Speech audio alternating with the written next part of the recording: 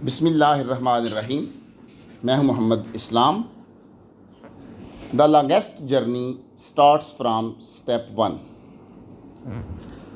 आज का हमारा लेक्चर है difference between statement of witness and confessional statement of accused recorded under section 164 CRPC। आज का जो हमारा लेक्चर है बेसिकली लेक्चर नंबर 5 का पार्ट 3 है। इससे पहले पार्ट 1 में हमने डिस्कस किया confessional statement of accused, part 2 में डिस्कस किया statement of witness under section 164, और आज हम इन दोनों का डिफरेंस डिस्कस करेंगे। बेसिकली दोनों जो स्टेटमेंट्स हैं दोनों को सेक्शन 164 डील करती है, और इनमें जो बेसिक डिफरेंसेस हैं वो हैं 8, और हम कोशिश करेंगे कि इनको ब्रीफली डिस्कस करने की। सबसे पहले जो मोस्ट इम्पॉर्टेंट डिफरेंस है वो ये है कि confession of accused always be without oath. जब भी मुल्ज़म का इकबाल जुर्म लिखा जाएगा there is no concept of oath, मुल्ज़म से हलफ नहीं लिया जाएगा। वेयर एज जब भी विटनेस का बयान लिखा जाएगा under section 164 CRPC always on oath, यानी गवाह का बयान हमेशा बरहलफ लिखा जाएगा। सेकंड नंबर पे जो डिफरेंस मेन आता है कि जब भी कन्फेशन लिखा जाता है तो प्रेजेंस ऑफ विटनेस रिक्वायर्ड नहीं होती। मुल्ज़म का जब बयान लिखना है तो किसी गवाह को बुलाना ज़रूरी नहीं है, जबकि जब भी विटनेस का बयान लिखा जाता है तो मुल्ज़म की प्रेजेंस को रिक्वायर किया जाता है, ताकि मुल्ज़म अगर क्रॉस करना चाहे अपने डिफेंस में कुछ कहना चाहता है कि बेसिकली क्योंकि इस स्टेटमेंट ऑफ विटनेस जो है मुल्ज़म के अगेंस्ट इस्तेमाल होनी होती है, इसलिए उसकी मौजूदगी में लिखी जाती है, विटनेस की प्रेजेंस को रिक्वायर किया जाता है।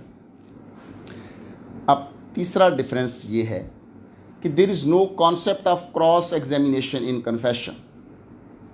एक मुल्ज़म के इकबाल जुर्म में right of cross examination exist नहीं करता, जस्ट मुल्ज़म का इकबाल जुर्म लिखा जाएगा। जबकि जब भी विटनेस का बयान लिखा जाएगा तो मुल्ज़म का राइट है उसके ऊपर क्रॉस करने का।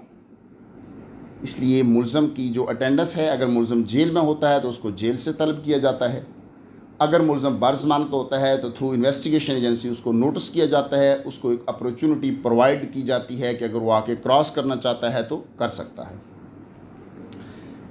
फोर्थ वन जो डिफरेंस है कि हमने वैसे कि पार्ट 1 में पढ़ा कि जब हमने प्री कन्फेशन मुल्ज़म का लिखना है तो सर्टन मैंडेटरी प्रिकॉशंस हैं जो कि मैजिस्ट्रेट ने ऑब्ज़र्व करनी है, उनको राइट डाउन करना है। और ये जो कन्फेशन है, जो प्रिकॉशंस हैं मैंडेटरी इन नेचर हैं। वेयर एज आम नॉर्मल रूटीन में जब विटनेस का 164 के तहत बयान लिखा जाता है तो ये जो प्रिकॉशंस हैं ये मैंडेटरी नहीं हैं। हाँ, नो डाउट कि रूल ऑफ प्रूडेंस के तौर पे सेटिस्फैक्शन के लिए प्रिकॉशंस ऑब्ज़र्व की जाती हैं, जैसे विक्टिम का स्टेटमेंट है, अबडक्टी का स्टेटमेंट है, लेकिन these are the optional precaution. जो आपने प्रिकॉशंस ऑब्ज़र्व करनी है विटनेस की स्टेटमेंट के दौरान, these are optional not mandatory. अब फिर पांचवा जो डिफरेंस है प्रोसीजर की बाबत है कि कन्फेशनल ऑफ अक्यूज जो है उसके रिकॉर्ड करने का प्रोसीजर सेक्शन 364 CRPC में बताया गया है, उसको ही फॉलो करना है। वेयर एज जो विटनेस का बयान रिकॉर्ड करने का प्रोसीजर है, विटनेस का बयान रिकॉर्ड करने का जो तरीक़ाकार है, उसके लिए चैप्टर 25 सेक्शन 353 से लेके सेक्शन 363 में प्रोसीजर बताया गया है। विटनेस का बयान आम जिस तरह गवाह का बयान लिखा जाता है 164 के तहत भी ऐसा ही लिखा जाएगा। अब मोस्ट इम्पॉर्टेंट जो डिफरेंस है नंबर 6 पे कि जब भी कन्फेशन ऑफ द अक्यूज लिखा जाएगा तो उसके नीचे फुट नोट पे एक सर्टिफिकेट, एक मेमोरेंडम कंसर्न मैजिस्ट्रेट की जानिब से दिया जाना मैंडेटरी है, जिसमें ये बात मैजिस्ट्रेट ने ऑब्ज़र्व करके लिखनी होती है कि वॉलंटरीली था, इसको सारा बताया गया कि इसके ख़िलाफ़ भी इस्तेमाल हो सकता है। और ये जो सर्टिफिकेट है ये सेक्शन 164 के एंड पे प्रोवाइड किया गया है। वेयर एज विटनेस की स्टेटमेंट पे फुट नोट में ऐसा कोई सर्टिफिकेट में देने की ज़रूरत नहीं है, जस्ट लिखा जाता है सुनकर दुरुस्त तस्लीम किया। 7वें नंबर पे जो डिफरेंस है, जो कन्फेशनल स्टेटमेंट होगी, कन्फेशन जो मुल्ज़िम का होगा ऑलवेज ये मैंडेटरी है कि must be signed by the accused. ये बात सेक्शन 364 में बताई गई है। अगर मुलज़िम पढ़ा लिखा है तो साइन करेगा, अदरवाइज उसका थंब इम्प्रेशन, मुलज़िम का अंगूठा लगवाया जाएगा। Whereas signature of the witness are not mandatory, यानी गवाह के सिग्नेचर जो है मैंडेटरी नहीं है। अच्छा, आपके माइंड में आता होगा कि नॉर्मली करवाते हैं, नॉर्मली करवा दिए जाते हैं, लेकिन these are not the mandatory.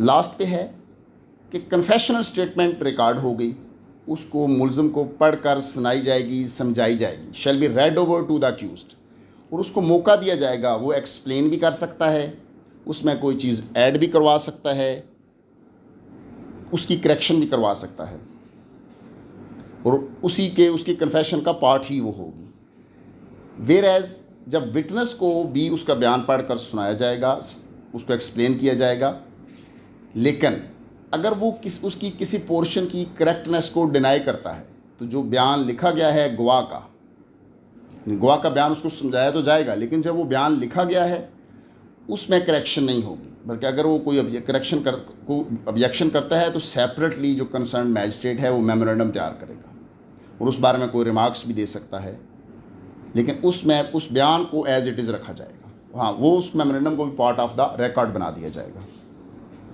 I hope कि हमने जो मेन डिफरेंसेस थे उनको डिस्कस किया। इसके अलावा अगर भी आपके माइंड में कोई क्वेश्चन हो तो आप कमेंट बॉक्स में उससे पूछ सकते हैं। Thank you so much.